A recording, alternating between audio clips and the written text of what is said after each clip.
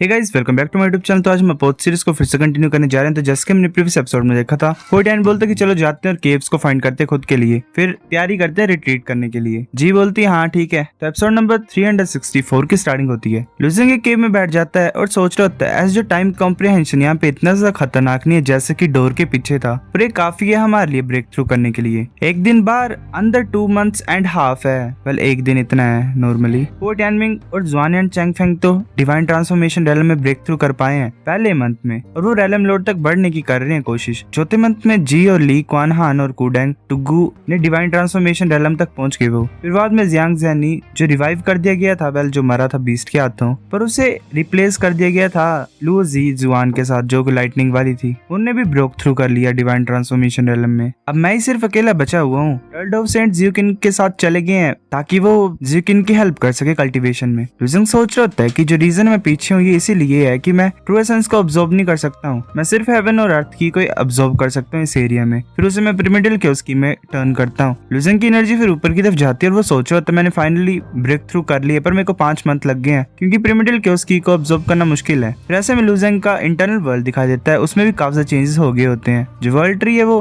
10,000 feet high हो गया है और हेवनली स्पिरिचुअल क्लैन उसके ट्रीज के ऊपर रह रहा है। वो बहुत बड़ा क्लैन बन गया है। ऐसे जो गाओ टैंक क्लैंस थे वो 2 ग्रेट डिवाइन किंगडम्स में कन्वर्ट हो गए हैं और उनमें वॉइड ट्रिबुलेशन और लिम्बो रेलम के मार्शल आर्टिस्ट हो गए हैं पैदा। और इसी के साथ जो आइस ट्री था लूजेंग की बॉडी में, उसने भी आइस सिल्क वर्म को पैदा किया एक तरह से। जो आइस वर्म्स हैं वो ट्रांसपेरेंट ब्लॉक ऑफ आइस लगते हैं, वो लूजेंग ने कभी नहीं देखे थे किसी भी वर्ल्ड में। यही एक स्पेशल स्पीसीज है लूजेंग के इंटरनल वर्ल्ड में। पर जितने भी हैं हम उनमें से सबसे ज्यादा लंबा टाइम मैंने लिया डिवाइन ट्रांसफॉर्मेशन रेलम में ब्रेक थ्रू करने के लिए। मुझे लगता है कि मैं रेलम लॉर्ड स्टेट में पहुंच जाऊंगा 7 और 8 मंथ टाइम में। तभी एक जगह से एनर्जी फैल रही होती है। लूजेंग हैरानी से नोटिस करता है। तभी मैं ड्रैगन बर्ड क्लैन की जगह दिखाई देती है। वहाँ पे जो होते हैं ड्रैगन बर्ड पीपल वो भी देख रहे होते हैं। वो जो एनर्जी होती है वो आसमान में फैल रही होती है। एक बोलता है कि एल्डर ये तो रेलम लॉर्ड के क्लाउड्स हैं, कोई रेलम लॉर्ड में ब्रेक थ्रू कर पाया है। दूसरा बोलता है कि जो पर्सन ये रेलम लॉर्ड वाले क्लाउड्स हैं वो तो 32 किलोमीटर में स्प्रेड आउट हो गए हैं और ऐसा लग रहा है कि स्कैंडरी बीइंग्स है तो कुछ ज्यादा एक्सट्रीमली रेयर है। जो एल्डर होता है वो बोलता है कि जैसा मैंने पहले बोला था, ये जो बैच है स्कैंडरी बीइंग्स का ये कुछ ज्यादा स्पेशल है। इन्होंने किसी सर्टेन सेंट की हेल्प को रिसीव की है तो ही उनके पास क्वालिफिकेशन आई यहाँ पे आने की। जुआन चैंगफेंग बोलते कि फादर से ही बोल रहे थे। रेलम लॉर्ड में ब्रेक थ्रू करने के बाद रेलम क्लाउड जनरेट होते हैं पावर के। मैं 32 माइल्स तक पहुंच पाया तो ये बेस्ट होगा डोमेन में, और ऐसा लग रहा है कि मैं फर्स्ट 2 रेलम लॉर्ड में पहुंचने के लिए। ऐसा बोला जा रहा है कि लूजिंग सिर्फ अभी डिवाइन ट्रांसफॉर्मेशन रेलम में पहुंचा है, उसकी स्पीड तो कुछ ज्यादा स्लो है। इतना ज्यादा कम टाइम बचा है, मुझे नहीं लगता कि वो रेलम लॉर्ड में पहुंच पाएगा। तभी एक और रेलम क्लाउड फैल रहा होता है, वो ऐसे 18 माइल्स 19 माइल्स 20 माइल्स। जुआन सोच रहा था रुक जाओ, जुआन सोच रहा था फिर कि इसने एक्चुअली मेरे को सरपास कर दिया है। इसकी जो रेलम क्लाउड्स है वो 22 माइल्स तक फैल गए हैं। वेल जो पहले 32 किलोमीटर्स थे वो 20 माइल था और वो टैनमिंग का 22 माइल्स आया है।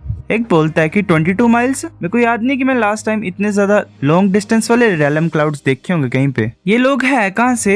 अब मुझे मत बोलना कि जितने भी लोग हैं ये इनके रेलम क्लाउड्स इतने लंबे फैलेंगे। लूजिंग सोच रहा होता है कि जुआन एंड चैंगफेंग और हुआ टैनमिंग होंगे जो पहले मतलब ब्रेक थ्रू कर पाए रेलम लॉर्ड में। मैं भी कंटिन्यू करता हूँ। जो वर्ल्ड ट्री है उसकी रूट्स काफी ज्यादा डीप जा रही है, वो bottom of sea of chaos में एंटर हो रही है। इतने ज्यादा खतरनाक ग्रोथ रेट से मेरे इंटरनल वर्ल्ड में ब्रेक थ्रू कर पाया है। ये सही है बोलने के लिए कि जो मेरी डांटियन है उसे वर्ल्ड ट्री पियर्स कर देगा, इससे कुछ ज्यादा ग्रेट डैमेज होगा। पर जो वर्ल्ड है मेरे अंदर वो एक्चुअली में मेरी बॉडी के अंदर नहीं है, इंस्टेड वो प्रिमिडल क्योस के अंदर है। ये सिर्फ क्रॉस वर्ल्ड डिवाइन पावर की वजह से कनेक्टेड है मेरे साथ। जो वर्ल्ड ट्री है वो पियर्स कर रहा है जो बॉटम है मेरे वर्ल्ड के, वहाँ पे ये फिर एक्सटेंड कर रहा है मिडल ऑफ क्योस को। ये ऐसी चीज जो मैंने कभी सोची नहीं थी और ना ही सुनी। मैं सोचता था कि ये मुश्किल होगा प्रिमिडल क्योस को रिप्लेनिश करने के लिए, जब से मैं प्रिमिडल क्योस सीक्रेट टेक्निक को प्रैक्टिस कर रहा हूँ, क्योंकि मैं एक तरह से बोटलनेक में फंसा हुआ था। मैंने कभी नहीं सोचा था कि जो वर्ल्ड ट्री के रूट्स हैं वो मेरे इंटरनल वर्ल्ड के बॉटम से निकलेंगे और एंडलेस प्रिमिडल क्योस में चले जाएंगे। इसकी वजह से जो रिप्लेनिश रेट है वो इंक्रीज हो गया है। पहले एक तरह से लूजिंग का जो वर्ल्ड है वो प्रिमिडल क्योस में ही है, मतलब इसके अंदर है भी और नहीं भी। एक तरह से इन्वेंटरी स्पेस की तरह तुम मान सकते हो।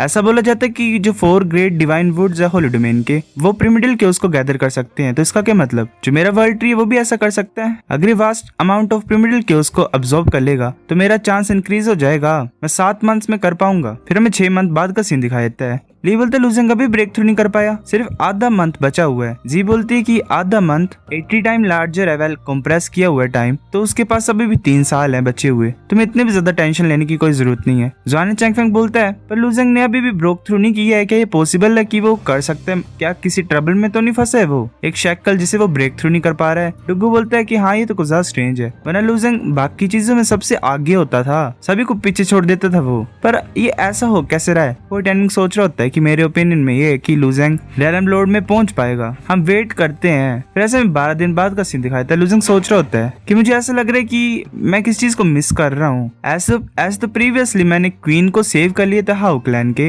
और एक न्यू डिवाइन किंगडम को क्रिएट किया था कॉन्टिनेंट के ऊपर। उसके साथ मैंने लैंड्स को डिवाइड कर दिया था। हाउ क्लैन में से फर्स्ट डिवाइन सी रेलम का मार्शल आर्टिस्ट क्रिएट हुआ। वेल वाओ, डिवाइन सी रेलम में पहुंच गए हैं इसके वर्ल्ड के। जो सेंट्रल कॉन्टिनेंट और प्रिमिडल सी है वो कॉन्स्टेंटली एक्सपैंड करती जा रही है। जो मेरे इंटरनल वर्ल्ड्स की बाउंड्रीज है पर वो अभी भी इतनी ज्यादा इंक्रीज नहीं हो रही है। और जो बॉर्डर क्यों सी का वहां पे जो स्टॉर्म है वो स्टार्ट हो गया है, कुछ ज्यादा कुछ मंथ से वो चल रहा है, आज ही वो शांत हुआ है। तो वहां पे एक बॉल टाइप ही क्रिएट हो जाती है लूजेंग की बॉडी में, वहां पे एनर्जी गैदर हो रही होती है। लूजेंग सोच रहा होता है कि जो वर्ल्ड्स है रेलम के वो अपीयर्ड हो गए हैं, यही टाइम है। लूजेंग बोलते हैं रेलम फॉर्मिंग, वो जो बॉल होती है वो एनर्जी को फोर्सा फास्ट तरीके से कवर करने लग पड़ती है, वेल अब्सॉर्ब करने लग पड़ती है, और उससे फिर रेलम क्लाउड निकलने लग पड़ते हैं। जी बोलती है ब्रेक थ्रू। कुडेंग बोलता है कि अमिताभा ये तो इंडीड ही पावर है रेलम ट्रांसफॉर्मेशन की, लूजेंग ने सक्सीड कर लिया है। एक बोलता है क्या हुआ लूजेंग को, इसके जो रेलम क्लाउड्स हैं इनके जो कलर है अजीब है। ली बोलता है कि क्या क्लाउड का भी कलर डिफरेंस होता है, मतलब डिफरेंट होता है। जॉन चैंगफेंग बोलता है कि ऐसा बोला जाता है कि पर्पल एक्सट्रीम इन बॉडी के जो मार्शल आर्टिस्ट होते हैं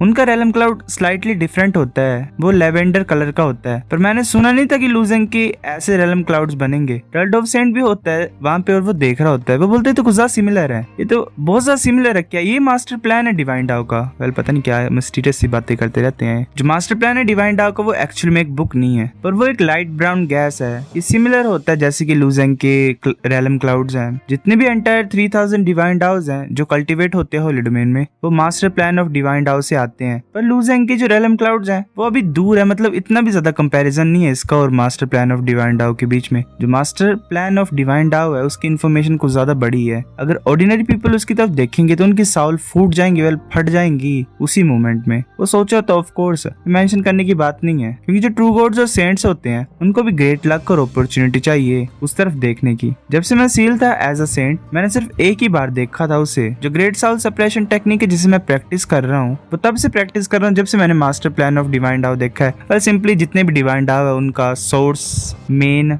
वो बोलते कि ऐसा लग रहा है कि गूबी की थ्योरी करेक्ट थी। अगर ये बच्चा कंटिन्यू ग्रो होता रहेगा तो एक न्यू होली डोमेन क्रिएट हो जाएगी इसके अंदर। मुझे पता नहीं है कि लूज आओ तब तक बच पाएगा कि नहीं। डुगू बोलता है कि सिर्फ 5 माइल्स, ये तो बहुत ज्यादा डिसअपॉइंटमेंट है। जी बोलती है कि नहीं तुम ऐसा नहीं बोल सकते अभी, क्योंकि जो टाइम है वैली में वो कंप्रेस किया गया है, इसलिए जो रेलम क्लाउड्स हैं वो गायब हो रहे हैं बहुत ज्यादा फास्ट तरीके से। पर इसके रेलम क्लाउड फ्लोट ही करते जा रहे हैं, 3 घंटे से फ्लोट ही कर रहे हैं। इसका मतलब 120 डेज पास हो गए हैं और इसने अभी भी शेप को फॉर्म नहीं किया है। डुगू बोलता है ये सच है, लूजेंग के जो रेलम क्लाउड्स हैं उन्होंने अभी भी शेप नहीं ली है। पर लूजेंग कर क्या रहा है अभी? फिर हमें लूजेंग दिखाया तो वैसे बैठा होता है, वो सोच रहा होता है कि जो सी ऑफ क्योस के ऊपर लाइट है इसका मतलब रेलम वॉल्स अभी फॉर्म नहीं हुई है, मतलब बाउंड्री क्रिएट नहीं हुई है लूजेंग के इंटरनल वर्ल्ड की। और जो रेलम फॉर्मिंग एनर्जी है वो कॉन्स्टेंटली प्रोड्यूस हो रही है। सेम टाइम पे ये प्रिमिडल क्योस को भी अब्सॉर्ब कर रहा है और न्यू चेंजेस को क्रिएट कर रहा है। मार्शल आर्टिस्ट देख रहे होते हैं लूजेंग की बॉडी के अंदर, तभी एक और एनर्जी लूजेंग की बॉडी से बाहर आती है। लूजेंग सोच रहा था क्या मेरी रेलम फॉर्मिंग एनर्जी ये एक्चुअली मेरी बॉडी से बाहर आ गई। तभी एक ब्लैक कलर का क्लाउड फॉर्म होता है बाहर। डुगू बोलता है ये गाय ये फाइनली स्टार्ट हो रहा है। 10 माइल्स 20 माइल्स 14 माइल्स इसके रेलम क्लाउड से कुछ ज्यादा एक्सपैंड कर रहे हैं जल्दी से। एक लिजर्ड बोलती है कि ये गाय इसके जो रेलम फॉर्मिंग एनर्जी है ये तो पता नहीं कहां से आ गई। अगर ऐसी बात है तो ये इतनी ज्यादा फास्ट तरीके से एक्सपैंड कैसे कर रहे हैं? जो वर्ल्ड होता है बॉडी के अंदर वो 1000 वर्ल्ड्स में टर्न हो जाता है। जो रेलम फॉर्मिंग एनर्जी है वो किसी के कंट्रोल के अंडर नहीं होती, तो ये कैसे हो रहा है? लूजेंग सोच रहा था कुछ ज्यादा संस्कृत है मेरे इंटरनल वर्ल्ड के वॉल्स में, कुछ रोटेट कर रहे हैं कुछ लाइट को प्रोड्यूस कर रहे हैं। पर जैसे कि टर्ड ऑफ सेंट ने सोचा था जो गोल्डन कलर संस्कृत टेक्स्ट है वो अपीयर नहीं हुआ अभी।